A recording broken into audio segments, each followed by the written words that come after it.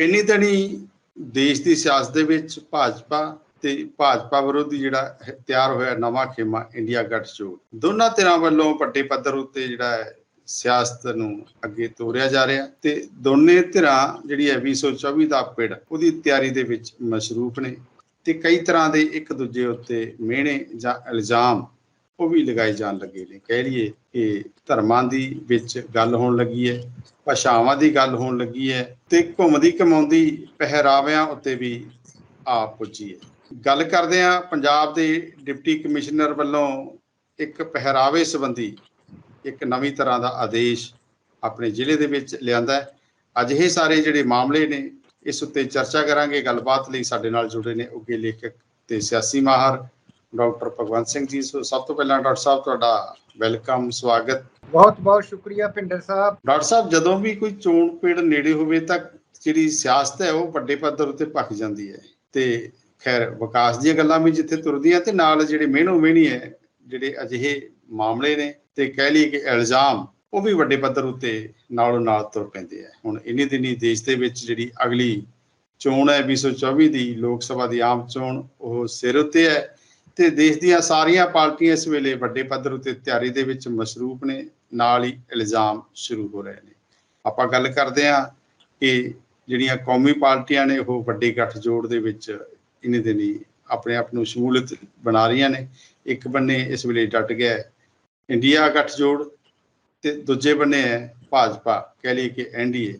ਅਜਿਹੇ ਦੇ ਵਿੱਚ ਜਿੱਥੇ ਧਰਮਾਂ ਨੂੰ ਵਿੱਚ ਲੈਣ ਦੀ ਕੋਸ਼ਿਸ਼ ਹੋਣ ਲੱਗੀ ਹੈ ਉੱਥੇ ਨਾਲ ਦੇਸ਼ ਦਾ ਨਾਮ ਵੀ ਵਰਤੋਂ ਦੇ ਵਿੱਚ ਆਉਣ ਲੱਗਾ। ਪੰਜਾਬ ਦੇ ਐਂਗਲ ਤੋਂ ਗੱਲ ਕਰ ਲਈਏ ਕਿ ਜਿਵੇਂ ਇੱਕ ਕੌਮੀ ਪੱਧਰ ਦਾ ਅਸਰ ਪੰਜਾਬ ਉੱਤੇ ਵੀ ਵੇਖਣ ਨੂੰ ਮਿਲਿਆ। ਫਰੀਦਕੋਟ ਦੇ ਡਿਪਟੀ ਕਮਿਸ਼ਨਰ ਸਾਹਿਬ ਵੱਲੋਂ ਇੱਕ ਆਪਣੇ ਜ਼ਿਲ੍ਹੇ ਦੇ ਵਿੱਚ ਆਦੇਸ਼ ਲਾਗੂ ਕੀਤਾ ਹੈ। ਡਾਕਟਰ ਸਾਹਿਬ, ਉਹ ਪਹਿਰਾਵੇ ਨਾਲ ਸੰਬੰਧਿਤ ਹੈ, ਪਹਿਲਾਂ ਤਾਂ ਉਹਨੂੰ ਖੋਲਿਓ ਕਿ ਉਹ ਕਿਹੜਾ ਆਦੇਸ਼ ਹੈ, ਕਿਸ ਤਰ੍ਹਾਂ ਦਾ ਉਹਦੇ ਵਿੱਚ ਆਪਣੇ ਮੁਲਾਜ਼ਮਾਂ ਨੂੰ ਹੁਕਮ ਕੀਤਾ ਗਿਆ ਤੇ ਡਿਪਟੀ ਕਮਿਸ਼ਨਰ ਸਾਹਿਬ ਨੂੰ ਅਜਿਹਾ ਕਿਉਂ ਕਰਨਾ ਪਿਆ? ਜੀ ਡਾਕਟਰ ਸਾਹਿਬ। ਭਿੰਦਰ ਸਾਹਿਬ, ਜਿਹੜਾ ਇਹ ਆਦੇਸ਼ ਹੈ ਡਿਪਟੀ ਕਮਿਸ਼ਨਰ ਸਾਹਿਬ ਨੇ ਜਾਰੀ ਕੀਤਾ ਕਿ ਇਹ ਦੇਖਣ ਵਿੱਚ ਆਇਆ ਕਿ ਕੁਝ ਅਧਿਕਾਰੀ ਤੇ ਕਰਮਚਾਰੀ ਟੀ-ਸ਼ਰਟਾਂ ਤੇ ਜੀਨ ਪਾ ਕੇ ਆਉਂਦੇ ਨੇ ਜਿਹੜੀ ਕਿ ਪ੍ਰੋਪਰ ਡਰੈਸ ਨਹੀਂ ਲੱਗਦੀ ਤੇ ਜਿਹੜੀ ਗਲਤ ਪ੍ਰਭਾਵ ਦੇ ਰਹੀ ਹੈ। ਇਸ ਲਈ ਬੇਨਤੀ ਕੀਤੀ ਜਾਂਦੀ ਹੈ, ਸੁਝਾਅ ਦਿੱਤਾ ਜਾਂਦਾ, ਤੁਹਾਨੂੰ ਸਲਾਹ ਦਿੱਤੀ ਜਾਂਦੀ ਹੈ ਕਿ ਆਪਣੀ ਪ੍ਰੋਪਰ ਡਰੈਸ ਪਾ ਕੇ ਆਇਆ ਜਾਵੇ। ਤੇ ਇੱਥੇ ਤੱਕ ਤਾਂ ਹੈ ਜਿਹੜਾ ਆਰਡਰ ਹੈ ਉਹਦੇ ਵਿੱਚ ਤਾਂ ਹੈ ਸਲਾਹ ਦਿੱਤੀ ਜਾਂਦੀ ਹੈ, ਪਰੰਤੂ ਜਿਹੜੀ ਡਿਪਟੀ ਕਮਿਸ਼ਨਰ ਫਰੀਦਕੋਟ ਵੱਲੋਂ ਅਜਿਹਾ ਆਦੇਸ਼ ਜਿਹੜਾ ਸਲਾਹ ਦਿੱਤੀ ਗਈ ਹੈ। ਹਾਂਜੀ, ਉਹਨਾਂ ਨੇ ਸਲਾਹ ਦਿੱਤੀ ਹੈ ਵੀ ਇਹ ਸਲਾਹ ਦਿੱਤੀ ਜਾਂਦੀ ਹੈ ਇਸ ਤਰ੍ਹਾਂ ਦਾ ਪ੍ਰਭਾਵ ਚੰਗਾ ਪਵੇ, ਪਰੰਤੂ ਉਹਦੀ ਜਿਹੜੀ ਐਂਡੋਰਸਮੈਂਟ ਹੈ ਥੱਲੇ ਲੱਗੀ ਹੋਈ ਉਹਦੇ ਵਿੱਚ ਜਿਹੜੀ ਸੰਬੰਧਿਤ ਅਧਿਕਾਰੀਆਂ ਨੂੰ, ਸਾਰੇ ਅਧਿਕਾਰੀਆਂ ਨੂੰ ਭੇਜੀ ਗਈ ਹੈ ਵੀ ਆਪ ਦੇ ਅਧੀਨ ਜਿਹੜੇ ਕਰਮਚਾਰੀ ਹੈ, ਅਧਿਕਾਰੀ ਕੰਮ ਕਰਦੇ ਨੇ, ਉਹਨਾਂ ਨੂੰ ਇਹਦੀ ਪਾਲਣਾ ਯਕੀਨੀ ਬਣਾਉਣ ਦੇ ਲਈ ਕੀਤਾ ਜਾਵੇ ਤੇ ਇਸ ਦਾ ਪੂਰਾ ਲਾਗੂ ਕੀਤਾ ਜਾਵੇ। ਇਹਦੇ ਤੋਂ ਇਹ ਹੈ ਪੂਰੀ ਤਰ੍ਹਾਂ ਦਾ ਆਰਡਰ ਹੈ ਕਿ ਇਹ ਜਿਹੜੀ ਡਰੈਸ ਦੇ ਲਈ ਡਰੈਸ ਕੋਡ ਹੈ ਇਸ ਨੂੰ ਪੂਰੀ ਤਰ੍ਹਾਂ ਮੁਸਤੈਦੀ ਦੇ ਨਾਲ ਲਾਗੂ ਕੀਤਾ ਜਾਣਾ ਜ਼ਰੂਰੀ ਹੈ। ਹੁਣ ਇਹ ਦੇਖਣ ਵਾਲੀ ਗੱਲ ਹੈ ਵੀ ਟੀ-ਸ਼ਰਟਾਂ ਤੇ ਜੀਨ ਦੇ ਵਿੱਚ, ਕਿਉਂਕਿ ਬਹੁਤ ਇਸ ਤਰ੍ਹਾਂ ਕਿ ਅੱਜ ਗਲੋਬਲ ਬਣ ਚੁੱਕੇ ਆ ਪੰਜਾਬ ਦੇ ਵਿੱਚ, ਹਰੇਕ ਜਗ੍ਹਾ ਦੇ ਵਿੱਚ ਪਹਿਰਾਵੇ ਦੇ ਵਿੱਚ ਬੜਾ ਕੁਝ ਆ ਰਿਹਾ ਹੈਗਾ, ਬਹੁਤ ਹੀ ਕੁਝ ਆ ਰਿਹਾ ਹੈ। ਵੱਖੋ ਵੱਖਰੀ ਤਰ੍ਹਾਂ ਦੇ ਪਹਿਰਾਵੇ ਪਹਿਨੇ ਜਾ ਰਹੇ ਨੇ, ਯੂਥ ਦੇ ਵਿੱਚ ਹੋਰ ਹੈ ਤੇ ਹੋਰ ਤਰ੍ਹਾਂ ਦੇ ਹੈ ਤੇ ਔਰਤਾਂ ਦੇ ਵਿੱਚ ਵੀ ਟੀ-ਸ਼ਰਟਾਂ ਤੇ ਜੀਨਾਂ ਪਹਿਨੀਆਂ ਜਾ ਰਹੀਆਂ ਨੇ। ਤੇ ਇਸ ਸੰਬੰਧ ਦੇ ਵਿੱਚ ਇਹ ਕੋਈ ਪਹਿਲਾ ਹੁਕਮ ਨਹੀਂ, ਇਸ ਤੋਂ ਪਹਿਲਾਂ ਵੀ ਇੱਕ ਡਿਪਟੀ ਕਮਿਸ਼ਨਰ ਨੇ ਇਸ ਤਰ੍ਹਾਂ ਦਾ ਆਰਡਰ ਕੀਤਾ ਸੀ। ਉਦੋਂ ਉਹ ਖਾਸ ਤੌਰ ਤੇ ਲੜਕੀਆਂ ਦੇ ਲਈ, ਔਰਤਾਂ ਦੇ ਲਈ ਕੀਤਾ ਗਿਆ ਸੀ ਕਿ ਉਹ ਟੀ-ਸ਼ਰਟਾਂ ਤੇ ਜੀਨਾਂ ਨਹੀਂ ਪਾ ਕੇ ਆਉਣਗੀਆਂ ਦਫ਼ਤਰਾਂ ਦੇ ਵਿੱਚ। ਉਸ ਵੇਲੇ ਇਹ ਕੀਤਾ ਗਿਆ। ਇਸੇ ਤਰ੍ਹਾਂ ਦਾ ਇੱਕ ਆਰਡਰ ਪਿਛਲੇ ਸਮੇਂ ਦੇ ਵਿੱਚ ਤੁਹਾਨੂੰ ਯਾਦ ਹੋਵੇਗਾ ਕਿ ਮਾਨਯੋਗ ਹਾਈ ਕੋਰਟ ਵੱਲੋਂ ਵੀ ਇਸ ਤਰ੍ਹਾਂ ਦਾ ਆਦੇਸ਼ ਜਾਰੀ ਕੀਤਾ ਗਿਆ ਸੀ ਕਿ ਲੜਕੀਆਂ ਆਪਣੀ ਪ੍ਰੋਪਰ ਡਰੈਸ ਜਿਹੜੀ ਕਿ ਟੀ-ਸ਼ਰਟ ਤੇ ਪੈਂਟ ਦੇ ਵਿੱਚ ਜਾਂ ਟੀ-ਸ਼ਰਟਾਂ ਤੇ ਜੀਨਾਂ ਦੇ ਵਿੱਚ ਨਹੀਂ ਆਉਣਗੀਆਂ।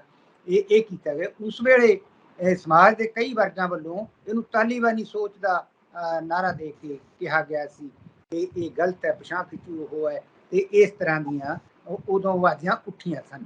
ਹੁਣ ਜਿਸ ਤਰ੍ਹਾਂ ਕਿ ਇਸ ਸੰਦਰਭ ਦੇ ਵਿੱਚ ਆਪਾਂ ਅੱਜ ਦੇਖਦੇ ਹਾਂ ਕਿ ਜਿਵੇਂ ਕਿ ਰਾਸ਼ਟਰ ਪੱਧਰ ਦੇ ਉੱਪਰ, ਨੈਸ਼ਨਲ ਪੱਧਰ ਦੇ ਉੱਪਰ ਹੋਇਆ ਭਾਰਤ ਦੇ ਰਾਸ਼ਟਰਪਤੀ ਦਾ ਜਿਹੜਾ ਕਿ ਜਿਵੇਂ ਕਿ ਇੰਡੀਆ ਤੋਂ ਭਾਰਤ ਦਾ ਜਿਹੜਾ ਚੱਲ ਰਿਹਾ ਹੈ ਵਿਵਾਦ, ਉਹ ਉਸ ਸੰਦਰਭ ਦੇ ਵਿੱਚ ਇਸੇ ਤਰ੍ਹਾਂ ਮਾਨਯੋਗ ਪ੍ਰਧਾਨ ਮੰਤਰੀ ਜੀ ਨੇ ਵੀ ਆਪਣੇ ਨਾਮ ਦੇ ਨਾਲ, ਆਪਣੇ ਅਹੁਦੇ ਦੇ ਨਾਲ ਪ੍ਰਾਈਮ ਮਿਨਿਸਟਰ ਆਫ ਭਾਰਤ ਲਿਖਣਾ ਸ਼ੁਰੂ ਕਰ ਦਿੱਤਾ ਹੈ।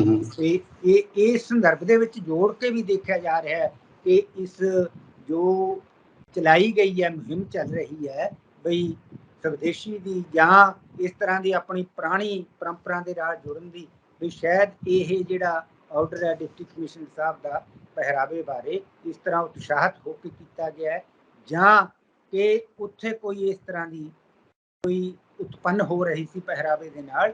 ਇਹ ਹੁਣ ਲੰਬੀ ਡਿਬੇਟ ਦਾ ਵਿਸ਼ਾ ਬਣੇਗਾ, ਕਿਉਂਕਿ ਪਹਿਲਾਂ ਵੀ ਇਸ ਤਰ੍ਹਾਂ ਦੇ ਆਰਡਰ ਹੁੰਦੇ ਰਹੇ ਨੇ ਕਿ ਜਿਸ ਨੂੰ ਸਮੇਂ-ਸਮੇਂ ਦੇ ਉੱਪਰ ਯੂਥ ਵੱਲੋਂ ਵੀ ਅਤੇ ਸਮਾਜ ਦੇ ਕਈ ਵਰਗਾਂ ਵੱਲੋਂ ਇਹਦੇ ਉੱਪਰ ਤਿੱਖਾ ਹਮਲਾ ਕਰਕੇ ਇਹਨੂੰ ਤਾਲੀਬਾਨੀ ਸੋਚ ਦੇ ਨਾਲ ਵੀ ਜੋੜ ਦੇਖਣ ਵਾਲੀ ਗੱਲ ਤਾਂ ਹੁਣ ਇਹ ਹੋਵੇਗੀ ਕਿ ਆਉਣ ਵਾਲੇ ਸਮੇਂ ਦੇ ਵਿੱਚ ਇਸ ਨੂੰ ਕਿਸ ਸੰਦਰਭ ਦੇ ਵਿੱਚ ਲਿਆ ਜਾਂਦਾ ਹੈ। ਬਿਲਕੁਲ ਡਾਕਟਰ ਸਾਹਿਬ, ਜਿਵੇਂ ਤੁਸੀਂ ਜ਼ਿਕਰ ਕੀਤਾ ਹੈ ਕਿ ਜਿਵੇਂ ਇਸ ਵੇਲੇ ਦੇਸ਼ ਦੀ ਰਾਜਨੀਤੀ ਦੇ ਵਿੱਚ ਇੱਕ ਵੱਡੇ ਪੱਧਰ ਉੱਤੇ ਨਾਂ ਘੁੰਮ ਰਿਹਾ ਹੈ ਭਾਰਤ ਜਾਂ ਇੰਡੀਆ। ਇੱਕ ਬੰਨੇ ਜਿਹੜੀ ਹੈ ਇਹ ਗੱਲ ਇੱਕ ਧਿਰ ਵੱਲੋਂ ਅੱਗੇ ਵਧਾਈ ਜਾ ਰਹੀ ਹੈ ਕਿ ਜਿਹੜਾ ਇੰਡੀਆ ਸ਼ਬਦ ਹੈ ਉਹ ਅੰਗਰੇਜ਼ਾਂ ਵੱਲੋਂ ਪੈਦਾਇਸ਼ ਹੈ, ਤੇ ਅਜਿਹੇ ਦੇ ਵਿੱਚ ਜਿਹੜਾ ਸਾਡਾ ਸੱਭਿਆਚਾਰ ਹੈ ਜਾਂ ਸਾਡਾ ਵਿਰਸਾ ਹੈ, ਸਾਡਾ ਜਿਹੜਾ ਨਾਮਕਰਨ ਹੈ ਉਹ ਭਾਰਤ ਨਾਲ ਢੁਕਵਾਂ ਹੈ। ਤੇ ਇੱਕ ਬਹਿਸ ਵੀ ਇਸ ਮਾਮਲੇ ਤੇ ਛਿੜੀ ਹੋਈ ਹੈ। ਖੈਰ, ਭਾਰਤ ਸਰਕਾਰ ਵੱਲੋਂ ਇੱਕ 18 ਸਤੰਬਰ ਤੋਂ ਵਿਸ਼ੇਸ਼ ਇਜਲਾਸ ਸਦਨ ਦਾ ਉਹ ਸੱਦਿਆ ਹੋਇਆ ਹੈ। ਹਾਲੇ ਤੱਕ ਭਾਵੇਂ ਉਸ ਇਜਲਾਸ ਦਾ ਏਜੰਡਾ ਸਾਹਮਣੇ ਨਹੀਂ ਆਇਆ, ਪਰੰਤੂ ਵਿਰੋਧੀ ਧਿਰਾਂ ਨੂੰ ਇਸ ਗੱਲ ਦਾ ਭਰਮ ਜ਼ਰੂਰ ਹੈ, ਖਦਸ਼ੇ ਜ਼ਰੂਰ ਨੇ ਕਿ ਸ਼ਾਇਦ ਅਜਿਹੀ ਤਰ੍ਹਾਂ ਦਾ ਉੱਥੇ ਕੋਈ ਬਿੱਲ ਲਿਆਂਦਾ ਜਾ ਸਕਦਾ ਹੈ। ਖੈਰ ਡਾਕਟਰ ਸਾਹਿਬ, ਜਿਵੇਂ ਤੁਸੀਂ ਕਹਿ ਰਹੇ ਹੋ ਕਿ ਜਿਹੜੀ ਉੱਪਰਲੀ ਜਿਹੜੀ ਸਿਆਸੀ ਲਿਹਾਜ਼ ਦੀ ਵੱਡੀ ਜਿਹੜੀ ਬਹਿਸ ਹੈ ਉਹ ਆਪਾਂ ਹੁਣ ਇਕੱਲੀ ਉਹਨੂੰ ਸਿਆਸੀ ਲਿਹਾਜ਼ ਦੀ ਨਹੀਂ ਗੱਲ ਕਰ ਰਹੇ, ਕਿਉਂਕਿ ਇੱਕ ਨਾਮਕਰਨ ਦਾ ਮਾਮਲਾ, ਮੁਲਕ ਦੇ ਨਾਮ ਦਾ ਮਾਮਲਾ ਹੈ। ਸਾਰੀਆਂ ਧਿਰਾਂ ਇਹਦੇ ਵਿੱਚ ਸ਼ਾਮਲ ਨੇ, ਵੱਖ-ਵੱਖ ਤਰ੍ਹਾਂ ਦੇ ਬਿਆਨ ਸਾਹਮਣੇ ਆ ਰਹੇ ਨੇ, ਤਾਂ ਇਸ ਨੂੰ ਇੱਕ ਪ੍ਰਸ਼ਾਸਨਿਕ ਮਸਲਾ ਵੀ ਆਪਾਂ ਬਣਿਆ ਵੇਖ ਰਹੇ ਹਾਂ। ਤੇ ਇਹ ਸਾਰੇ ਮਸੌਦੇ ਦਾ ਜਿਹੜਾ ਅਸਰ ਹੈ ਉਹ ਸਾਰਾ ਉਹ ਫਰੀਦਕੋਟ ਦੇ ਵਿੱਚ ਆ ਪਹੁੰਚਿਆ। ਡਿਪਟੀ ਕਮਿਸ਼ਨਰ ਫਰੀਦਕੋਟ ਤੇ ਕੋਈ ਤੁਹਾਡੇ ਮੁਤਾਬਕ ਜਿਵੇਂ ਤੁਸੀਂ ਦੱਸਿਆ ਕੋਈ ਅਸਰ ਹੋਇਆ, ਕੋਈ ਅਜਿਹਾ ਇੰਡੀਆ ਜਾਂ ਭਾਰਤ ਨੂੰ ਲੈ ਕੇ, ਤੇ ਇੱਥੇ ਉਹਨਾਂ ਨੇ ਇੱਕ ਡਰੈਸ ਕੋਡ ਲੈ ਆਂਦਾ। ਖੈਰ ਡਾਕਟਰ ਸਾਹਿਬ, ਇੱਕ ਚਰਚਾ ਇਹ ਵੀ ਹੈ ਕਿ ਕਿਉਂਕਿ ਜੀਨਸ ਤੇ ਟੀ-ਸ਼ਰਟ ਜਿਹੜਾ ਅੱਜ ਕੱਲ੍ਹ ਇਹ ਪਹਿਰਾਵਾ ਹੈ ਅਗਲੇ ਨਵੀਂ ਪੀੜ੍ਹੀ ਦਾ, ਇਹ ਪਹਿਰਾਵਾ ਦਾ ਹੁਣ ਘਰਾਂ ਦੇ ਵਿੱਚ ਵੀ ਪ੍ਰਵੇਸ਼ ਕਰ ਚੁੱਕਾ ਹੈ। ਜੀ ਡਾਕਟਰ ਸਾਹਿਬ। ਬਿਲਕੁਲ ਭਿੰਡਰ ਸਾਹਿਬ, ਅਸਲ ਦੇ ਵਿੱਚ ਦੇਖਣ ਵਾਲੀ ਗੱਲ ਤਾਂ ਇਹ ਵੀ ਪਹਿਰਾਵੇ ਦਾ ਜਿਹੜਾ ਕੋਡ ਆ ਉਹ ਕਿਸ ਤਰ੍ਹਾਂ ਨਿਰਧਾਰਿਤ ਕੀਤਾ ਜਾਵੇਗਾ, ਕਿਸ ਤਰ੍ਹਾਂ ਦਾ ਪਹਿਰਾਵਾ ਹੋਵੇ ਤੇ ਕਿਸ ਤਰ੍ਹਾਂ ਦਾ ਉਹਨਾਂ ਨੂੰ ਪਹਿਨਣਾ ਪਊਗਾ। ਕਿਉਂਕਿ ਜੇ ਆਪਾਂ ਅੱਜ ਕਿਸੇ ਵੀ ਬਾਜ਼ਾਰ ਜਾਂ ਕਿਸੇ ਵੀ ਜਗ੍ਹਾ ਤੇ ਜਾਂਦੇ ਹਾਂ, ਪਹਿਰਾਵਾ ਬਹੁਤ ਵੱਖਰਾ ਹੋ ਚੁੱਕਿਆ। ਜਾਂ ਹੋਰ ਵੀ ਦੇਖਿਆ ਜਾਵੇ ਕਿ ਜਿਹੜੀਆਂ ਪੁਰਾਣੀਆਂ ਮੰਦਿਰਾਂ ਜਾਂ ਗੁਰਦੁਆਰੇ ਜਾਂ ਦਰਬਾਰ ਸਾਹਿਬ ਦੀਆਂ ਤਸਵੀਰਾਂ ਦੇਖ ਲਓ ਤੁਸੀਂ ਪਿਛਲੇ ਸਮੇਂ ਦੀਆਂ, ਉਸ ਵੇਲੇ ਖੇਸ ਦੀਆਂ ਬੁੱਕਲਾਂ ਜਾਂ ਕੰਬਲਾਂ ਦੇ ਬੁੱਕਲਾਂ ਹੁੰਦੀਆਂ ਸੀ, ਕਿ ਅੱਜ ਦੀ ਤੁਸੀਂ ਦਰਬਾਰ ਸਾਹਿਬ ਦੇ ਜੋ ਜਾਂਦੇ ਨੇ ਯਾਤਰੂ ਜਾਂਦੇ ਨੇ ਉਹਨਾਂ ਦੇ ਹੋਰ ਤਰ੍ਹਾਂ ਦਾ ਪਹਿਰਾਵਾ, ਕਿਉਂਕਿ ਬਦਲਦਾ ਰਹਿੰਦਾ, ਵਿਕਾਸ ਕਰਦਾ ਰਹਿੰਦਾ ਹੈਗਾ। ਇਸ ਸੰਦਰਭ ਦੇ ਵਿੱਚ ਸੋਚਣ ਵਾਲੀ ਗੱਲ ਤਾਂ ਇਹ ਹੈ ਵੀ ਪਹਿਰਾਵਾ ਕਿਸ ਤਰ੍ਹਾਂ ਦਾ ਹੋਵੇ।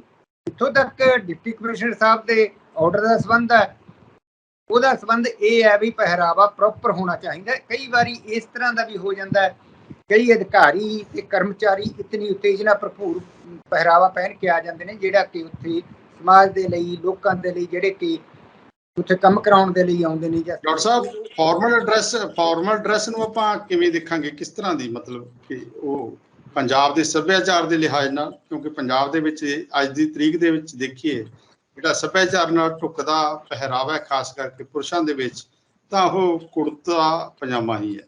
ਜੀ ਡਾਕਟਰ ਸਾਹਿਬ। ਬਿਲਕੁਲ ਭਿੰਡਰ ਸਾਹਿਬ, ਇਹ ਤਾਂ ਹੈ, ਪਰੰਤੂ ਫਿਰ ਇਸ ਨੂੰ ਕਿਸ ਤਰ੍ਹਾਂ, ਇਹਦੇ ਲਈ ਇੱਕ ਵੱਡੀ ਰਾਇ ਤਿਆਰ ਕਰਨ ਦੀ ਜ਼ਰੂਰਤ ਹੈ ਤੇ ਸਾਰਿਆਂ ਦੇ ਨਾਲ ਵਿਚਾਰ ਵਟਾਂਦਰੇ ਤੋਂ ਬਾਅਦ ਹੀ ਇਸ ਤਰ੍ਹਾਂ ਦਾ ਇਹ ਜਿਹੜਾ ਕੋਡ ਲਾਗੂ ਹੋ ਸਕਦਾ ਹੈ। ਪਰੰਤੂ ਫਿਰ ਇਹਦੇ ਵਿੱਚ ਇਹ ਆ ਜਾਂਦਾ, ਮੌਲਿਕ ਅਧਿਕਾਰਾਂ ਦੀ ਗੱਲ ਵਿੱਚ ਸ਼ੁਰੂ ਹੋ ਜਾਂਦੀ ਹੈ, ਫੰਡਾਮੈਂਟਲ ਰਾਈਟਸ ਦੀ ਵੀ ਗੱਲ ਆ ਜਾਂਦੀ ਹੈ, ਕਈ ਚੀਜ਼ਾਂ ਨੇ। ਇੱਥੋਂ ਤੱਕ ਡੀਸੀ ਸਾਹਿਬ ਦਾ ਸੰਬੰਧ ਹੈ, ਉਹਨਾਂ ਨੇ ਆਪਣੇ ਅਧਿਕਾਰੀਆਂ ਨੂੰ ਜ਼ਰੂਰ ਆਗਾਹ ਕੀਤਾ, ਸਲਾਹ ਦਿੱਤੀ ਹੈ ਜਾਂ ਉਹਨਾਂ ਨੂੰ ਹਦਾਇਤ ਕੀਤੀ ਹੈ ਕਿ ਵੀ ਪ੍ਰੋਪਰ ਇਸ ਢੰਗ ਦੇ ਪਹਿਰਾਵਾ ਪਹਿਨੋ, ਤਦ ਹੀ ਸਮਾਜ ਦੇ ਵਿੱਚ ਇੱਕ ਸੰਕੇਤ ਜਾਏਗਾ।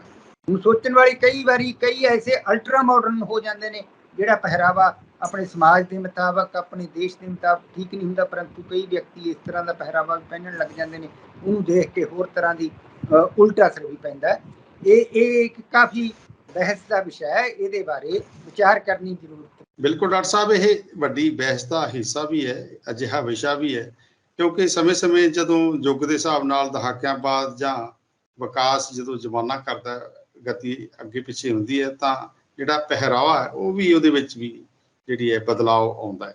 ਕਹਿਣ ਦਾ ਭਾਵ ਕਿ ਦੱਸਦੇ ਆ ਕਿ ਜਦੋਂ ਕੋਟ ਪੈਂਟ, ਉਹ ਵੀ ਕਹਿ ਲਈਏ ਕਿ ਅੰਗਰੇਜ਼ਾਂ ਦੀ ਇੱਕ ਪੈਦਾਇਸ਼ ਸੀ, ਤਾਂ ਕੋਟ ਪੈਂਟ ਦੇ ਖਿਲਾਫ ਵੀ ਇੱਕ ਵਾਰ ਪੰਜਾਬੀਆਂ ਨੇ ਕਾਫੀ ਵਿਰੋਧ ਕੀਤਾ ਸੀ ਕਿ ਇਹ ਸਾਡਾ ਪਹਿਰਾਵਾ ਨਹੀਂ।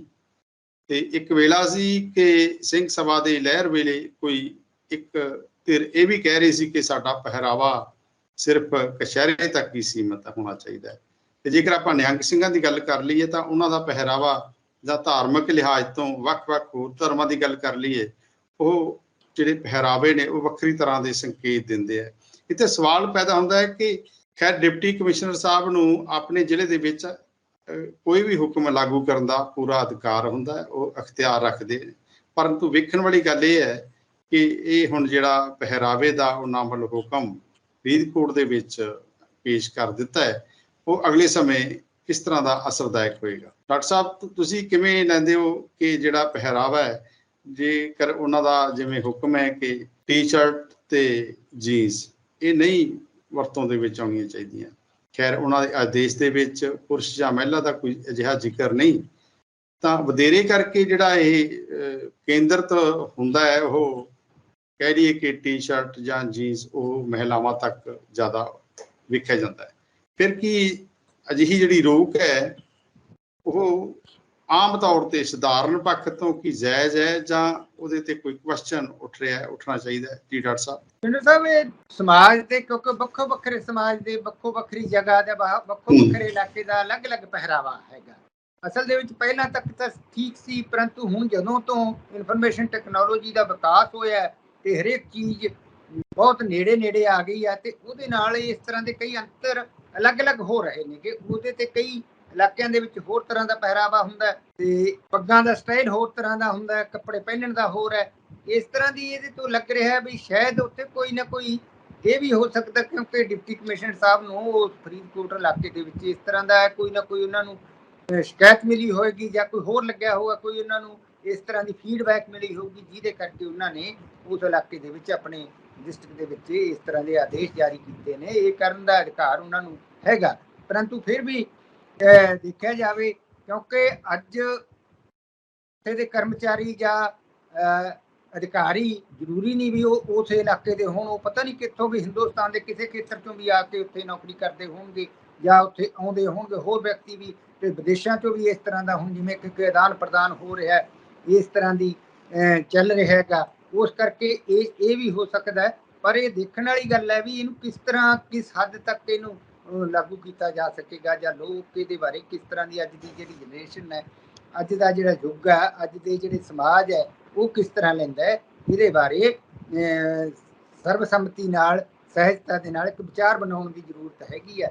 ਪਰੰਤੂ ਜਿੱਥੋਂ ਤੱਕ ਜੇ ਉਹਨਾਂ ਦਾ ਪੋਜ਼ਿਟਿਵਲੀ ਇਹ ਕਾਰਜ ਕੀਤਾ ਗਿਆ ਤਾਂ ਇਹ ਸਰਾਹਣਯੋਗ ਵੀ ਹੈ, ਪਰੰਤੂ ਲੱਗਦਾ ਇਹ ਹੈ ਵੀ ਜਿਵੇਂ ਕਿ ਪਿਛਲੇ ਸਮੇਂ ਦੇ ਵਿੱਚ ਅਤੀਤ ਦੇ ਵਿੱਚ ਜੋ ਹੋਇਆ ਇਸ ਤਰ੍ਹਾਂ ਦੇ ਹੀ ਆਰਡਰ ਨਿਕਲਦੇ ਰਹੇ ਨੇ ਤੇ ਉਹਨਾਂ ਦੇ ਪ੍ਰਤੀ ਪ੍ਰਤੀਕਿਰਿਆ ਵੀ ਇਸ ਤਰ੍ਹਾਂ ਦੀ ਆਉਂਦੀ ਰਹੀ ਹੈ। ਇਹ ਸੋਚਣ ਵਾਲੀ ਗੱਲ ਹੈਗੀ ਹੈ ਜੀ ਪਿੰਡਰ ਸਾਹਿਬ। ਬਿਲਕੁਲ ਜੀ, ਡਿਪਟੀ ਕਮਿਸ਼ਨਰ ਸਾਹਿਬ ਦੇ ਜਿਹੜੇ ਇਹ ਆਦੇਸ਼ ਨੇ ਸੋਸ਼ਲ ਮੀਡੀਆ ਦੇ ਵਿੱਚ ਵੱਡੀ ਚਰਚਾ ਦਾ ਵਿਸ਼ਾ ਵੀ ਬਣੇ ਹੋਏ ਨੇ। ਖੈਰ ਜੇਕਰ ਆਪਾਂ ਪੰਜਾਬੀ ਪਹਿਰਾਵੇ ਦੀ ਗੱਲ ਕਰ ਲਈਏ ਪੁਰਸ਼ਾਂ ਦੇ ਲਿਹਾਜ਼ ਤੋਂ ਤਾਂ ਲੱਕ ਦੀ ਚਾਦਰਾ ਇਹ ਵੀ ਇੱਕ ਕਾਫੀ ਪ੍ਰਚਲਿਤ ਰਿਹਾ ਪਿਛਲੇ ਸਮੇਂ। ਖੈਰ ਪੰਜਾਬੀ ਸੱਭਿਆਚਾਰ ਦੇ ਵਿੱਚ ਵੀ ਚਾਦਰ ਜਾਂ ਲੱਕ ਦੀ ਨੂੰ ਇੱਕ ਅਹਿਮ ਸਥਾਨ ਦਿੱਤਾ ਗਿਆ।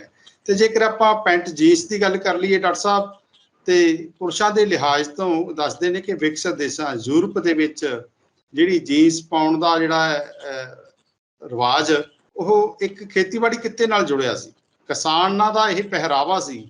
ਕੁਝ ਦੇਸ਼ਾਂ ਦੇ ਵਿੱਚ ਇੱਕ ਮੈਗਜ਼ੀਨ ਦੀ ਰਿਪੋਰਟ ਵੀ ਹੈ ਕਿ ਜਿਹੜੀ ਯੂਰਪ ਦੇ ਕੁਝ ਦੇਸ਼ਾਂ ਦੇ ਵਿੱਚ ਜਿਹੜਾ ਕਿਸਾਨਾਂ ਦਾ ਪਹਿਰਾਵਾ ਉਹ ਜੀਨਸ ਸੀਗਾ, ਪੈਂਟ ਜੀਨਸ। ਜੀ ਡਾਕਟਰ ਸਾਹਿਬ। ਪਿੰਡਰ ਸਾਹਿਬ, ਇਹ ਬਿਲਕੁਲ ਠੀਕ ਹੈ। ਹਰੇਕ ਜਗ੍ਹਾ ਦਾ ਪਹਿਰਾਵਾ ਉੱਥੋਂ ਦੇ ਵਾਤਾਵਰਣ ਦੇ ਮੁਤਾਬਕ, ਉੱਥੋਂ ਦੇ ਮੌਸਮ ਦੇ ਮੁਤਾਬਕ, ਉੱਥੋਂ ਦੀਆਂ ਪ੍ਰਸਥਿਤੀਆਂ ਦੇ ਮੁਤਾਬਕ ਹੁੰਦਾ ਹੈਗਾ ਖੁੱਲਾ ਡੁੱਲਾ। ਕਿਉਂਕਿ ਜਿਵੇਂ ਤੁਸੀਂ ਦੱਸਿਆ ਵੀ ਕਿਸਾਨਾਂ ਦਾ ਸੀ, ਉੱਥੇ ਇੰਡਸਟਰੀ ਦੇ ਵਿੱਚ ਜਿਹੜੇ ਕੰਮ ਕਰਦੇ ਮਜ਼ਦੂਰ ਤੇ ਉਹ ਵੀ ਜੀਨਾਂ ਦਾ ਪਹਿਰਾਵਾ ਉਹਨਾਂ ਨੂੰ ਜੀਨ ਪਹਿਨੀ ਜਾਂਦੀ ਤੇ ਉਹਦੇ ਵਿੱਚ ਵੱਖੋ ਵੱਖਰੀਆਂ ਜੇਬਾਂ ਜਿਨ੍ਹਾਂ ਦੇ ਵਿੱਚ ਕੋਈ ਗਲਾਸ ਜਾਂ ਕੋਈ ਹੋਰ ਸੰਦ ਪਾਉਣ ਦਾ ਇਸ ਤਰ੍ਹਾਂ ਦਾ ਉਹ ਹੈਗਾ ਸੀ। ਉਹ ਕਿਉਂਕਿ ਹੁਣ ਇੱਧਰ ਪਾਪੂਲਰ ਆਪਣੇ ਪ੍ਰਚਲਿਤ ਹੋ ਚੁੱਕੇ ਆ, ਆਪਣੇ ਬਹੁਤ ਸਾਰੇ ਪਹਿਰਾਵੇ ਚੱਲਦੇ ਸੀ। ਕਈ ਵਾਰੀ ਇੱਕ ਪਿਛਲੇ ਸਮੇਂ ਦੇ ਦੌਰਾਨ ਆਪਣੇ ਇੱਕ ਉੱਚ ਅਧਿਕਾਰੀ ਸਨ ਐਕਸਾਈਜ਼ ਦੇ ਵਿੱਚ, ਉਹ ਚਾਦਰਾ ਲਾ ਕੇ ਆਪਣੇ ਦਫ਼ਤਰ ਆਉਂਦੇ ਸਨ, ਪਰੰਤੂ ਉਹਨਾਂ ਨੂੰ ਕਈ ਵਾਰ ਇਸ ਤਰ੍ਹਾਂ ਦਾ ਰੁਕਾਵਟਾਂ ਦਾ ਵੀ ਸਾਹਮਣਾ ਕਰਨਾ ਪਿਆ, ਪਰੰਤੂ ਲਗਾਤਾਰ ਆਪਣਾ ਚਾਦਰਾ ਕੁਰਤਾ ਪਾ ਕੇ ਆਪਣੀ ਡਿਊਟੀ ਕਰਦੇ ਰਹੇ ਨੇ। ਇਹ ਪਹਿਰਾਵੇ ਬਾਰੇ ਕਈ ਤਰ੍ਹਾਂ ਦੀਆਂ ਵੱਖਰੀਆਂ ਗੱਲਾਂ ਹੈਗੀਆਂ, ਜਿਸ ਤਰ੍ਹਾਂ ਕਿ ਔਰਤਾਂ ਦਾ ਪਹਿਰਾਵਾ ਸਲਵਾਰ ਕਮੀਜ਼ ਹੈਗਾ, ਤੇ ਚਲੋ ਕੁਛ ਹਿੰਦੁਸਤਾਨ ਵੱਲੋਂ ਜਿਹੜੀਆਂ ਔਰਤਾਂ ਆਉਂਦੀਆਂ ਨੇ, ਦੂਸਰੇ ਸੂਬਿਆਂ ਤੋਂ ਆਉਂਦੀਆਂ ਨੇ, ਉਹ ਸਾੜੀ ਪਹਿਨ ਕੇ ਵੀ ਆਉਂਦੀਆਂ ਨੇ।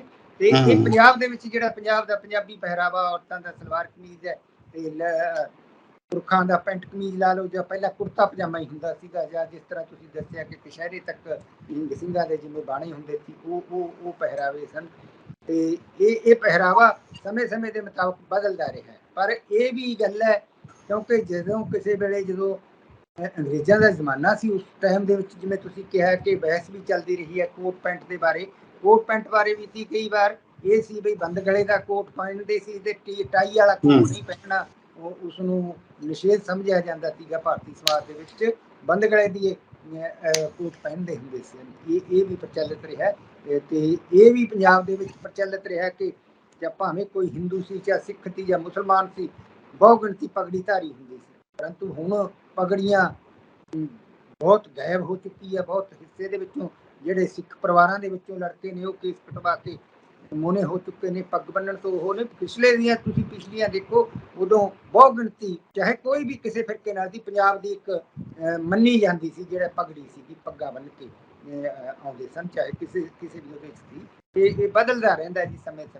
ਖੈਰ ਡਾਕਟਰ ਸਾਹਿਬ, ਪਹਿਰਾਵਾ ਹਰੇਕ ਮਨੁੱਖ ਦੀ ਆਪਣੀ ਆਜ਼ਾਦੀ ਵੀ ਹੈ, ਸੰਵਿਧਾਨ ਦੇ ਵਿੱਚ ਵੀ ਅਜਿਹੀ ਕੋਈ ਖਾਸ ਵੱਡੀ ਬੰਦਸ਼ ਨਹੀਂ। ਪਰੰਤੂ ਜੇਕਰ ਜਿਵੇਂ ਹੁਣ ਇੱਕ ਵੱਖਰੀ ਤਰ੍ਹਾਂ ਦਾ ਇੱਕ ਅਗਲਾ ਰਿਵਾਜ ਜ਼ਰੂਰ ਛਿੜਿਆ ਹੋਇਆ, ਜਿਹਦੇ ਤੇ ਖੈਰ ਬੰਦਸ਼ ਹੋਣੀ ਵੀ ਚਾਹੀਦੀ ਹੈ ਕਿ ਕੰਮਕਾਜ ਵਾਲੇ ਥਾਵਾਂ ਉੱਤੇ, ਦਫ਼ਤਰਾਂ ਦੇ ਵਿੱਚ ਖਾਸ ਕਰਕੇ ਲੋਕ ਕਈ ਨਿੱਕਰਾਂ ਪਾਉਣ ਤੱਕ ਵੀ ਆ ਚੁੱਕੇ ਨੇ।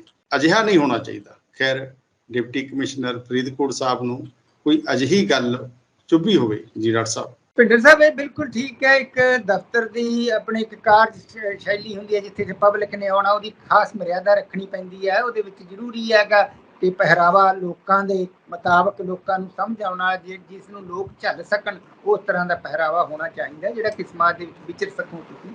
ਇਸ ਤਰ੍ਹਾਂ ਨਹੀਂ ਹੈ ਕਿਉਂਕਿ ਵੀ ਬਿਲਕੁਲ ਪਹਿਰਾਵੇ ਪ੍ਰਤੀ ਬਿਲਕੁਲ ਲਾਪਰਵਾਹੀ ਹੋਵੇ। ਜਿਸ ਤਰ੍ਹਾਂ ਇੱਕ ਅਨੁਸ਼ਾਸਨ ਵੀ ਹੁੰਦਾ ਦਫ਼ਤਰਾਂ ਦੇ ਵਿੱਚ, ਜਿਵੇਂ ਕਿ ਫੌਜਾਂ ਦੇ ਵਿੱਚ ਜਾਂ ਪੁਲਿਸ ਫੋਰਸ ਦੇ ਵਿੱਚ ਉਹਨਾਂ ਦੀ ਵਰਦੀ ਹੈ, ਤੇ ਪੱਕੀ ਉਹਨਾਂ ਨੇ ਵਰਦੀ ਦਾ ਉਸ ਤਰ੍ਹਾਂ ਧਾਰਨ ਕਰਨਾ।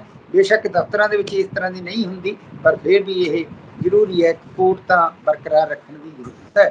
ਪਰੰਤੂ ਇਹਦੇ ਬਾਰੇ ਹੁਣ ਸਮਾਜ ਕਿਸ ਤਰ੍ਹਾਂ ਤੈਅ ਕਰਦਾ ਹੈ, ਕਿਉਂਕਿ ਸਕੂਲਾਂ ਦੇ ਵਿੱਚ ਵੀ ਬੱਚਿਆਂ ਨੂੰ ਵਰਦੀਆਂ ਲਾਈਆਂ ਜਾਂਦੀਆਂ ਨੇ, ਹਰੇਕ ਯੂਨੀਫਾਰਮ ਹੈ ਜੀ। ਪਿੰਡਰ ਸਾਹਿਬ, ਬਿਲਕੁਲ ਜੀ। ਆਪਾਂ ਜੇਕਰ ਧਾਰਮਿਕ ਸਥਾਨਾਂ ਦੀ ਗੱਲ ਕਰੀਏ ਤਾਂ ਦਰਬਾਰ ਸਾਹਿਬ ਸ੍ਰੀ ਅੰਮ੍ਰਿਤਸਰ ਦੇ ਵਿੱਚ ਕੁਝ ਮਹੀਨੇ ਪਹਿਲਾਂ ਪਹਿਰਾਵੇ ਨੂੰ ਲੈ ਕੇ ਇੱਕ ਵੱਡਾ ਵਿਵਾਦ ਉਪਜਿਆ ਸੀ। ਉੱਥੋਂ ਦੇ ਇੱਕ ਪ੍ਰਬੰਧਕ ਕਮੇਟੀ ਦੇ ਸੇਵਾਦਾਰ ਨੇ ਇੱਕ ਲੜਕੀ ਨੂੰ ਪਹਿਰਾਵੇ ਦੇ ਮਾਮਲੇ ਦੇ ਵਿੱਚ ਟੋਕਿਆ ਤੇ ਮਾਮਲਾ ਬੜੇ ਵੱਡੇ ਪੱਧਰ ਉੱਤੇ ਉਹਨਾਂ ਦਿਨਾਂ ਦੇ ਵਿੱਚ ਸੁਰਖੀਆਂ ਦੇ ਵਿੱਚ ਵੀ ਰਿਹਾ ਸੀ।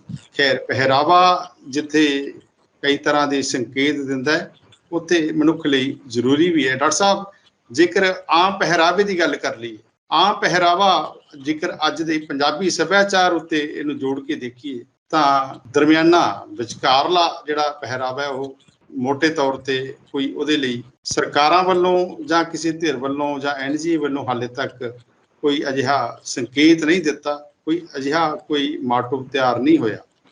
ਤੇ ਕਿਵੇਂ ਜਿਵੇਂ ਕਿ ਹੁਣ ਅਜਿਹੀ ਬੰਦਸ਼ਾਂ ਦੇ ਮਾਮਲੇ ਸਾਹਮਣੇ ਆਉਣ ਲੱਗੇ ਹੈ ਧਾਰਮਿਕ ਸਥਾਨਾਂ ਦੇ ਵਿੱਚ, ਚਲੋ ਕੋਈ ਉਹਨਾਂ ਦਾ ਵੱਖਰਾ ਹੁੰਦਾ ਹੈ, ਕੋਈ ਮਰਿਆਦਾ ਨੂੰ ਲੈ ਕੇ, ਪਰੰਤੂ ਜਿਵੇਂ ਹੁਣ ਸਰਕਾਰੀ ਦਫ਼ਤਰਾਂ ਦੇ ਵਿੱਚ ਅਜਿਹਾ ਮਾਮਲਾ ਸਾਹਮਣੇ ਆਇਆ ਹੈ ਤਾਂ ਕੋਈ ਸੰਵਿਧਾਨਕ ਲਹਿਜੇ ਉੱਤੇ ਕੋਈ ਅਜਿਹਾ ਅੰਕਿਤ ਹੋਣਾ ਚਾਹੀਦਾ ਹੈ, ਕੋਈ ਅਜਿਹੀ ਯੂਨੀਫਾਰਮ ਕੋਈ ਤੈਅ ਹੋਣੀ ਚਾਹੀਦੀ ਹੈ ਕਿ ਪੰਜਾਬ ਦੇ ਵਿੱਚ ਜਾਂ ਕਿਹੜੇ ਜ਼ਿਲ੍ਹੇ ਦੇ ਵਿੱਚ ਇਸ ਤਰ੍ਹਾਂ ਦਾ ਪਹਿਰਾਵਾ ਸਰਕਾਰੀ ਦਫ਼ਤਰਾਂ ਦੇ ਵਿੱਚ ਪਹਿਨਾਇਆ ਜਾਵੇ। ਇਹ ਤਾਂ ਬੰਦਸ਼ ਹੋ ਗਈ ਨਾ, ਵੀ ਇਹ ਬੰਦਸ਼ ਆਹ ਚੀਜ਼ਾਂ ਤੇ ਬੰਦਸ਼ ਲੱਗੀ ਹੈ ਕਿ ਅੱਗੇ ਜਾ ਕੇ ਕਿ ਕਿਹਦੇ ਤੇ ਖੁੱਲ੍ਹ ਹੈ, ਕਿਹੜੇ ਪਹਿਰਾਵੇ ਤੇ ਖੁੱਲ੍ਹ ਹੈ ਜੀ ਡਾਕਟਰ ਸਾਹਿਬ? ਭਿੰਡਰ ਸਾਹਿਬ, ਇਹ ਬੜਾ ਵੈਸੇ ਕੰਪਲੀਕੇਟਡ ਸਵਾਲ ਹੈ। ਇਹ ਕਾਫੀ ਗੰਭੀਰਤਾ ਨਾਲ ਸੋਚਣ ਵਾਲਾ ਸੰਵੇਦਨਸ਼ੀਲ ਵਿਸ਼ਾ ਹੈਗਾ। ਜਿਸ ਤਰ੍ਹਾਂ ਕਿ ਹਰੇਕ ਧਰਮ ਦਾ, ਹਰੇਕ ਸਮਾਜ ਦਾ, ਹਰੇਕ ਜਾਤੀ ਦਾ ਆਪੋ ਆਪਣਾ ਪਹਿਰਾਵਾ ਹੈ।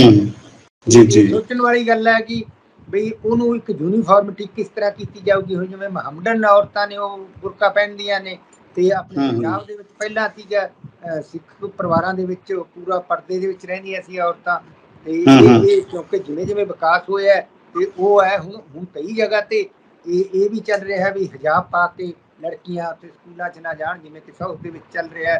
ਤੇ ਇਸੇ ਤਰ੍ਹਾਂ ਫਿਰ ਜੇ ਇਹਦੇ ਲਈ ਕੀ ਕਿਹੋ ਜਿਹਾ ਪਹਿਰਾਵਾ ਹੋਵੇ, ਇਹਦੇ ਲਈ ਇੱਕ ਵੱਖਰੀ ਡਿਬੇਟ ਕਰਨ ਦੀ ਜ਼ਰੂਰਤ ਹੈ। ਹਰੇਕ ਧਰਮ ਦਾ ਉਹਨਾਂ ਦੀ ਆਪਣੀਆਂ ਮਾਨਤਾਵਾਂ ਨੇ, ਆਪਣੇ ਉਹਨਾਂ ਦੇ ਉਹ ਨੇ। ਆਪਣੇ ਪੰਜਾਬ ਦੇ ਵਿੱਚ ਕਿਸੇ ਵੇਲੇ ਹੁੰਦਾ ਸੀ ਬਹੁਤ ਵੱਡਾ ਘੁੰਡ ਕੱਢਦੀਆਂ ਸੀ ਔਰਤਾਂ ਆਪਣੇ ਸਹੁਰੇ ਤੋਂ ਔਰ ਜੇਠ ਤੋਂ, ਤੇ ਹੁਣ ਪੰਜਾਬ ਦੇ ਵਿੱਚ ਇਸ ਤਰ੍ਹਾਂ ਦੀ ਨਹੀਂ ਹੋ ਰਹੀ, ਹਟ ਚੁੱਕਿਆ ਹੈਗਾ, ਬਦਲ ਰਹੀਆਂ ਨੇ ਪ੍ਰਸਥਿਤੀਆਂ। ਘੁੰਡ ਵੀ ਕਹਿ ਕੇ ਕਹਿੰਦੇ ਘੁੰਡ ਵਾਲੀਆਂ ਵੀ ਗਈਆਂ। ਹਾਂਜੀ, ਇਹ ਦੇਖਣ ਵਾਲੀ ਗੱਲ ਹੈ। ਇਹਦੇ ਲਈ ਥੋੜਾ ਸੰਵੇਦਨਾ ਦੇ ਨਾਲ ਕਾਫੀ ਗੱਲਾਂ ਨੂੰ ਵਿਚਾਰਨ ਦੀ ਜ਼ਰੂਰਤ ਹੈ। ਇਸੇ ਤਰ੍ਹਾਂ ਰਾਜਸਥਾਨੀ ਔਰਤਾਂ ਦਾ ਪਹਿਰਾਵਾ ਕੁਝ ਹੋਰ ਹੈ, ਪੰਜਾਬੀਆਂ ਦਾ ਹੋਰ ਹੈ, ਹਰਿਆਣਵੀਆਂ ਦਾ ਹੋਰ ਹੈ, ਤੇ ਵੱਖੋ ਵੱਖਰੇ ਪਹਿਰਾਵੇ। ਤੇ ਇਸ ਤਰ੍ਹਾਂ ਜੇ ਜੰਮੂ ਕਸ਼ਮੀਰ ਦੇ ਨੇ ਉਹ ਲੰਬਾ ਚੋਲਾ ਪਾ ਕੇ ਆਉਂਦੇ ਨੇ, ਇਹ ਵੱਖੋ ਵੱਖਰੇ ਪਹਿਰਾਵਿਆਂ ਦਾ ਇਹ ਇੱਕ ਸੋਚਣ ਵਾਲੀ ਹੈ ਵੀ ਕਿਸ ਤਰ੍ਹਾਂ ਦਾ ਪਹਿਰਾਵਾ ਜਿਹੜਾ ਆਦਰਸ਼ ਪਹਿਰਾਵਾ ਹੈ, ਜਿਹੜਾ ਕਿ ਸਮਾਜ ਦੇ ਵਿੱਚ ਠੀਕ ਤਰ੍ਹਾਂ ਦਾ ਉਹ ਸੰਕੇਤ ਦਿੰਦਾ, ਠੀਕ ਤਰ੍ਹਾਂ ਦੀ ਉਹਨਾਂ ਨੂੰ ਨਿਸ਼ਾਨਦੇਹੀ ਕਰਦਾ। ਇਹਦੇ ਬਾਰੇ ਥੋੜੀ ਜਿਹੀ ਉਹ ਸਾਰੇ ਪ੍ਰਮੁੱਖਾਂ ਦੇ ਨਾਲ, ਸਾਰੀਆਂ NGO ਦੇ ਨਾਲ, ਸਾਰੇ ਸਮਾਜਿਕ ਕਾਰਕੁਨਾਂ ਦੇ ਨਾਲ, ਧਾਰਮਿਕ ਨੀਤੀਆਂ ਦੇ ਨਾਲ ਵਿਚਾਰ ਵਟਾਂਦਰੇ ਤੋਂ ਬਾਅਦ ਹੀ ਇਹ ਨਿਸ਼ਚਿਤ ਕੀਤਾ ਜਾ ਸਕਦਾ ਹੈ। ਬਿਲਕੁਲ ਡਾਕਟਰ ਸਾਹਿਬ, ਪਹਿਰਾਵਾ ਇੱਕ ਅਹਿਮ ਅੰਗ ਹੈ ਕਿਸੇ ਵੀ ਸੱਭਿਆਚਾਰ ਲਈ, ਕਿਸੇ ਵੀ ਰਾਜ ਲਈ ਜਾਂ ਫਿਰਕੇ ਲਈ। ਪਰੰਤੂ ਆਮ ਤੌਰ ਤੇ ਇਹ ਗੱਲ ਜ਼ਰੂਰ ਸਾਹਮਣੇ ਆਉਂਦੀ ਹੈ ਕਿਸੇ ਵੀ ਪਹਿਰਾਵੇ ਨੂੰ ਦੇਖ ਕੇ ਕਿ ਉਹ ਫਲਾਣਾ ਖਿੱਤਾ ਆ ਗਿਆ, ਹੁਣ ਉਹ ਫਲਾਣਾ ਰਾਜ ਹੈ, ਉਹ ਫਲਾਣਾ ਦੇਸ਼ ਹੈ, ਕਿਉਂਕਿ ਪਹਿਰਾਵਾ ਵੀ ਇੱਕ ਵੱਡਾ ਸੰਕੇਤ ਦਿੰਦਾ ਹੈ। ਜਿਵੇਂ ਕਿ ਕੋਈ ਮੁਸਾਫਰ ਟ੍ਰੇਨ ਉੱਤੇ ਸਫ਼ਰ ਕਰ ਰਿਹਾ ਹੈ, ਲੰਬਾ ਸਫ਼ਰ ਹੈ, ਤਾਂ ਗੱਡੀ ਰੁਕਦੀ ਹੈ ਵੱਖ-ਵੱਖ ਸਟੇਸ਼ਨਾਂ ਉੱਤੇ, ਤਾਂ ਪਹਿਰਾਵੇ ਨੂੰ ਮੁੱਖ ਧਿਆਨ 'ਚ ਲੈ ਕੇ ਉਹ ਮੁਸਾਫਰ ਜ਼ਰੂਰ ਇੱਕ ਅੰਦਰੋਂ ਜਾਣਨ ਦੀ ਕੋਸ਼ਿਸ਼ ਕਰਦਾ ਹੈ ਕਿ ਇਹ ਹੁਣ ਫਲਾਣਾ ਰਾਜ ਹੈ, ਹੁਣ ਆਂਧਰਾ ਪ੍ਰਦੇਸ਼ ਹੈ, ਹੁਣ ਇਹ ਰਾਜਸਥਾਨ ਹੈ, ਹੁਣ ਹਰਿਆਣਾ ਹੈ, ਪੰਜਾਬ ਹੈ, ਹਿਮਾਚਲ ਪ੍ਰਦੇਸ਼ ਹੈ ਜਾਂ ਜੰਮੂ ਕਸ਼ਮੀਰ ਹੈ। ਜੀ ਡਾਕਟਰ ਸਾਹਿਬ। ਭਿੰਡਰ ਸਾਹਿਬ, ਇਹ ਬਿਲਕੁਲ ਠੀਕ ਹੈ। ਪਹਿਰਾਵੇ ਦੇ ਨਾਲ ਹਰੇਕ ਸਮਾਜ ਦੀ, ਹਰੇਕ ਵਿਅਕਤੀ ਦੀ ਪਹਿਚਾਣ ਬਣਦੀ ਹੈ, ਪਹਿਰਾਵਾ ਕੀ ਹੈ, ਕਿਸ ਤਰ੍ਹਾਂ ਦਾ ਪਹਿਨਦਾ ਹੈ। ਪਰੰਤੂ ਇਹਦੇ ਲਈ ਹਰੇਕ ਖਿੱਤੇ ਦੀ, ਹਰੇਕ ਦੇਸ਼ ਦੀ ਜਾਂ ਹਰੇਕ ਰਾਜ ਦੀ ਆਪੋ ਆਪਣੀ ਇੱਕ ਮਾਨਤਾ ਵੀ ਹੁੰਦੀ ਹੈ, ਮਾਨਤਾਵਾਂ ਨੂੰ ਵੀ ਕਾਇਮ ਰੱਖਣਾ ਪੈਂਦਾ ਹੈ, ਉਹ ਵੀ ਜ਼ਰੂਰੀ ਹੈ। ਜਿਸ ਤਰ੍ਹਾਂ ਕਿ ਵਿਦੇਸ਼ਾਂ ਦੇ ਵਿੱਚ ਆਪਾਂ ਦੇਖਦੇ ਹਾਂ ਕਿ ਕਿਸੇ ਸਮੇਂ ਦੇ ਵਿੱਚ ਫਰਾਂਸ ਦੇ ਵਿੱਚ ਚੱਲਿਆ ਸੀ ਕਿ ਪੱਗ ਦੇ ਬਾਰੇ ਸੰਵਾਦ ਚੱਲਿਆ ਸੀ ਦਫ਼ਤਰਾਂ ਦੇ ਵਿੱਚ। ਜੇ ਕੋਈ ਅਧਿਕਾਰੀ ਜਾਂ ਕਰਮਚਾਰੀ ਸੀ ਉਹਨਾਂ ਨੂੰ ਪੱਗ ਨਹੀਂ ਸੀ ਬੰਨਣ ਦਿੰਦੇ। ਉਹ ਉਸ ਤਰ੍ਹਾਂ ਦੇ ਮਸਲੇ ਉੱਠਦੇ ਰਹਿੰਦੇ ਨੇ ਹਰੇਕ ਦੇਸ਼ ਦੇ, ਹਰੇਕ ਖਿੱਤੇ ਤੇ ਆਪੋ ਆਪਣੇ। ਪਰੰਤੂ ਕਿਉਂਕਿ ਪੰਜਾਬ ਦੇ ਵਿੱਚ ਪੰਜਾਬੀ ਬੱਚੇ ਨੇ ਜਾਂ ਪੰਜਾਬੀ ਅਧਿਕਾਰੀ ਨੇ, ਕਰਮਚਾਰੀ ਨੇ, ਉਹ ਕਿਸ ਤਰ੍ਹਾਂ ਦਾ ਕੋਈ ਕਿਉਂ ਇਹ ਸਵਾਲ ਖੜਾ ਹੋਇਆ ਤੇ ਕਿਉਂ ਉਹਨਾਂ ਨੂੰ ਡਿਪਟੀ ਸਾਹਿਬ ਨੂੰ ਇਸ ਤਰ੍ਹਾਂ ਦਾ ਹੁਕਮ ਜਾਰੀ ਕਰਨਾ ਪਿਆ, ਇਹਦੇ ਅਸਲ ਦੇ ਵਿੱਚ ਪਿਛੋਕੜ ਕੀ ਹੈ, ਇਹ ਵੀ ਸਾਹਮਣੇ ਆਏ ਤੋਂ ਪਤਾ ਲੱਗੇਗਾ।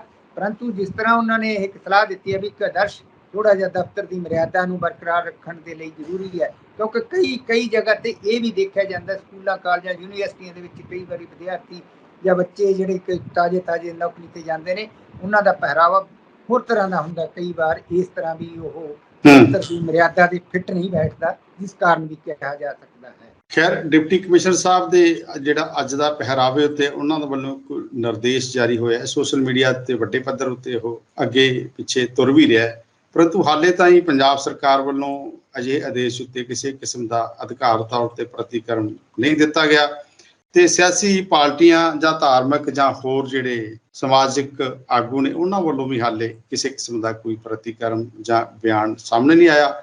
ਜੀ ਡਾਕਟਰ ਸਾਹਿਬ। ਭਿੰਡਰ ਸਾਹਿਬ, ਜਿਸ ਤਰ੍ਹਾਂ ਕਿ ਪਹਿਰਾਵੇ ਬਾਰੇ ਚੱਲ ਰਿਹਾ ਤੇ ਪੰਜਾਬ ਦੀਆਂ ਜਿਹੜੀਆਂ ਜਾਂ ਦੇਸ਼ ਦੀਆਂ ਜਿਹੜੀਆਂ ਰਾਜਨੀਤਿਕ ਪ੍ਰਸਥਿਤੀਆਂ ਨੇ, ਜਿਸ ਤਰ੍ਹਾਂ ਦਾ ਐਕਸ਼ਨ ਤੇ ਰਿਐਕਸ਼ਨ ਹੁੰਦਾ, ਪ੍ਰਤੀਕਿਰਿਆ ਫਟਾਫਟ ਆਉਂਦੀ ਹੈ, ਇਹਦੇ ਸੰਬੰਧ ਦੇ ਵਿੱਚ ਇਹ ਵੀ ਲੱਗਦਾ ਹੈ ਪੰਜਾਬ ਦੀ, ਕਿਉਂਕਿ ਪੰਜਾਬ ਸਰਕਾਰ ਵੱਲੋਂ ਹਾਲੇ ਕੋਈ ਇਸ ਤਰ੍ਹਾਂ ਦਾ, ਮਾਨਯੋਗ ਮੁੱਖ ਮੰਤਰੀ ਜੀ ਵੱਲੋਂ ਕੋਈ ਇਸ ਤਰ੍ਹਾਂ ਦਾ ਆਦੇਸ਼ ਨਹੀਂ ਲੱਗਦਾ। ਜੇਕਰ ਉਹਨਾਂ ਨੇ ਪੰਜਾਬ ਦੇ ਵਿੱਚ ਇਸ ਤਰ੍ਹਾਂ ਕਰਨਾ ਹੁੰਦਾ ਤਾਂ ਲਾਜ਼ਮੀ ਸੀਗਾ ਉਹ ਇਸ ਸੰਦਰਭ ਦੇ ਵਿੱਚ ਆਪਣਾ ਕੋਈ ਨੋਟਿਸ ਜਾਰੀ ਕਰਦੇ। ਇਹ ਜਿੱਥੋਂ ਤੱਕ ਹੋ ਸਕਦਾ ਡਿਪਟੀ ਕਮਿਸ਼ਨਰ ਸਾਹਿਬ ਨੇ ਆਪਣੇ ਪੱਧਰ ਤੇ ਕੀਤਾ ਹੈ ਜਾਂ ਉੱਥੇ ਦੀਆਂ ਕੋਈ ਪ੍ਰਸਥਿਤੀਆਂ ਹੋਣਗੀਆਂ ਉਸ ਦੇ ਸੰਦਰਭ ਦੇ ਵਿੱਚ ਕੀਤਾ। ਹੁਣ ਦੇਖਣ ਵਾਲੀ ਗੱਲ ਤਾਂ ਇਹ ਹੈ ਵੀ ਕੀ ਇਹਨੂੰ ਮਾਨਯੋਗ ਗਵਰਨਰ ਸਾਹਿਬ ਇਹਦੇ ਬਾਰੇ ਕੋਈ ਨੋਟਿਸ ਲੈਂਦੇ ਨੇ, ਜਾਂ ਕੋਈ ਪੋਲੀਟੀਕਲ ਪਾਰਟੀਆਂ ਇਸ ਸੰਬੰਧ ਦੇ ਵਿੱਚ ਕਿਸ ਤਰ੍ਹਾਂ ਦਾ ਨੋਟਿਸ ਨੇ, ਜਾਂ ਸਮਾਜਿਕ ਜਿਹੜੀਆਂ ਜਥੇਬੰਦੀਆਂ ਨੇ, ਜਾਂ ਕੋਈ ਧਾਰਮਿਕ ਜਥੇਬੰਦੀ ਹੈ, ਜਾਂ ਇਹਦੇ ਪਿਛੋਕੜ ਕੀ ਹੈ। ਉਹ ਤੋਂ ਬਾਅਦ ਇਸ ਮਾਮਲੇ ਦੇ ਉੱਪਰ ਇੱਕ ਇਸ ਪੱਧਰ ਨੂੰ ਡਾਇਰੈਕਸ਼ਨ ਧਾਰਨ ਕਰਦਾ, ਕਿਉਂਕਿ ਪਿਛਲੇ ਸਮੇਂ ਦੇ ਦੌਰਾਨ ਪੰਜਾਬ ਦੇ ਵਿੱਚ ਕਈ ਤਰ੍ਹਾਂ ਦੀਆਂ ਇਸ ਤਰ੍ਹਾਂ ਦੀਆਂ ਮੁਹਿੰਮਾਂ ਵੀ ਉੱਠਦੀਆਂ ਰਹੀਆਂ ਨੇ। ਜਿਸ ਤਰ੍ਹਾਂ ਕਿ ਪਿਛਲੇ ਸਮੇਂ ਦੇ ਦੌਰਾਨ ਪੰਜਾਬੀ ਯੂਨੀਵਰਸਿਟੀ ਦੇ ਵਿੱਚ ਇੱਕ ਮੁਹਿੰਮ ਚੱਲੀ ਸੀਗੀ, Me2 ਦੇ ਤਹਿਤ ਇਹ ਚਲਾਈ ਸੀਗੀ ਕਿ ਹੋਸਟਲ ਖੁੱਲ੍ਹੇ ਰਹਿਣੇ ਚਾਹੀਦੇ ਨੇ, ਪਿਤਰੀ ਸੱਤਾ ਦੇ ਖਿਲਾਫ ਵਿਰੋਧ ਕੀਤਾ ਜਾਵੇ। ਇਸ ਤਰ੍ਹਾਂ ਦੀਆਂ ਕੋਈ ਸ਼ਾਇਦ ਦੇਖੋ ਇਹ ਕਿਵੇਂ ਹੈ ਪੰਜਾਬ ਦੇ ਵਿੱਚ, ਕਿਉਂ ਇਸ ਤਰ੍ਹਾਂ ਦੀਆਂ ਸਥਿਤੀਆਂ ਉਤਪੰਨ ਹੁੰਦੀਆਂ ਨੇ। ਇਸ ਸੰਦਰਭ ਦੇ ਵਿੱਚ ਆਉਣ ਵਾਲੇ ਦਿਨਾਂ ਦੇ ਵਿੱਚ ਕਿਸ ਤਰ੍ਹਾਂ ਦੇ ਪ੍ਰਤੀਕਰਮ ਆਉਂਦੇ ਨੇ, ਇਹ ਸਾਹਮਣੇ ਆਏ ਤੋਂ ਹੀ ਪਤਾ ਲੱਗੇਗਾ ਜੀ ਪਿੰਦਰ। ਬਿਲਕੁਲ ਡਾਕਟਰ ਸਾਹਿਬ, ਇਹ ਪਹਿਰਾਵੇ ਦਾ ਮਾਮਲਾ ਹੈ ਤੇ ਖੈਰ ਇਸ ਮਾਮਲੇ ਉੱਤੇ ਡਿਪਟੀ ਕਮਿਸ਼ਨਰ ਸਾਹਿਬ ਵੱਲੋਂ ਜਿਹੜਾ ਆਦੇਸ਼ ਲਿਆਂਦਾ ਹੈ, ਇਹਦੇ ਉੱਤੇ ਭਾਵੇਂ ਹਾਲੇ ਖੁੱਲ੍ਹ ਕੇ ਕਿਸੇ ਅਧਿਕਾਰ ਤੌਰ ਤੇ ਪ੍ਰਤੀਕਰਮ ਸਾਹਮਣੇ ਨਹੀਂ ਆਏ, ਪਰੰਤੂ ਡਾਕਟਰ ਸਾਹਿਬ ਜਿਵੇਂ ਤੁਸੀਂ ਇੱਕ ਵੱਖਰੀ ਤਰ੍ਹਾਂ ਦੀ ਚਿੰਤਾ ਜ਼ਰੂਰ ਲਿਆਂਦੀ ਹੈ ਕਿ ਗਵਰਨਰ ਪੰਜਾਬ ਉਹ ਇਸ ਮਾਮਲੇ ਉੱਤੇ ਕੋਈ ਨੋਟਿਸ ਲੈ ਸਕਦੇ ਹੈ, ਕਿਉਂਕਿ ਆਪਾਂ ਵੇਖੀਏ ਕਿ ਗਵਰਨਰ ਪੰਜਾਬ ਇਸ ਵੇਲੇ ਪੰਜਾਬ ਦੇ ਕਈ ਮਾਮਲਿਆਂ ਦੇ ਵਿੱਚ ਵੱਡੇ ਪੱਧਰ ਉੱਤੇ ਉਹ ਦਖਲ ਅੰਦਾਜ਼ੀ ਕਰਦੇ ਹੈ। ਭਾਵੇਂ ਕਿ ਗਵਰਨਰ ਪੰਜਾਬ ਦਾ ਇੱਕ ਆਪਣਾ ਦਾਇਰਾ ਸੰਵਿਧਾਨਕ ਮੁਖੀ ਨੇ ਪੰਜਾਬ ਦੇ, ਤੇ ਕਈ ਮਾਮਲਿਆਂ ਦੇ ਵਿੱਚ ਪੰਜਾਬ ਸਰਕਾਰ ਨਾਲ ਉਹਨਾਂ ਦੀ ਕਾਫੀ ਖਿੱਚੋਤਾਣ ਵੀ ਬਣੀ ਰਹਿੰਦੀ ਹੈ। ਹੁਣ ਵੇਖਣਾ ਹੋਵੇਗਾ ਕਿ ਜਿਹੜਾ ਇਹ ਪਹਿਰਾਵੇ ਵਾਲਾ ਮਾਮਲਾ ਹੈ, ਡਿਪਟੀ ਕਮਿਸ਼ਨਰ ਵੱਲੋਂ ਜਿਹੜਾ ਆਦੇਸ਼ ਦਿੱਤਾ ਗਿਆ ਹੈ, ਉਹ ਅਗਲੇ ਸਮੇਂ ਕੀ ਰੁਖ ਅਖਤਿਆਰ ਕਰਦਾ ਹੈ। ਅਜਿਹੇ ਦੇ ਨਾਲ ਅੱਜ ਦੇ ਇਸ ਪ੍ਰੋਗਰਾਮ ਨੂੰ ਇੱਥੇ ਹੀ ਵਿਸ਼ਰਾਮ ਦਿੰਦੇ ਹਾਂ। ਡਾਕਟਰ ਸਾਹਿਬ ਤੁਸੀਂ ਵਕਤ ਦਿੱਤਾ, ਤੁਹਾਡਾ ਬਹੁਤ ਬਹੁਤ ਧੰਨਵਾਦ। ਬਹੁਤ ਬਹੁਤ ਸ਼ੁਕਰੀਆ ਜੀ। ई मिशन पंजाबी।